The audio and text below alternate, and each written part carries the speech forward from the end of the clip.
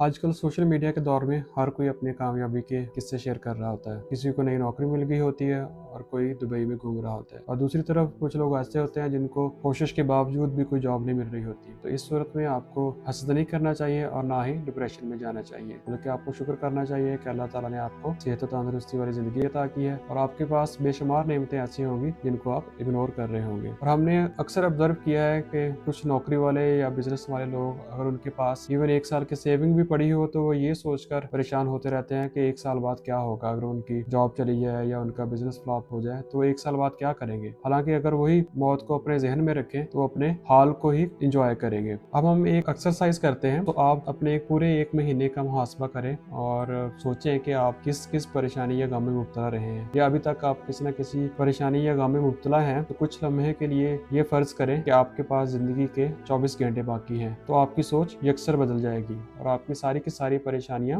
खत्म हो जाएंगी। अगर आप अपने इर्द गिर्द नजर दौड़ाएं तो आपको हर रोज नौजवान और तंदुरुस्त लोगों के मरने की खबरें मिल रही होती हैं। आजकल तो वैसे भी सोशल मीडिया का दौर है, तो आपको रोज किसी न किसी के कार एक्सीडेंट की या प्लेन क्रैश की या फिर मिसाइल हमले से मरने की खबरें आप तक पहुंच रही होती है। इससे ये इज़हार होता है कि जिंदगी बिल्कुल गैर यकीनी है।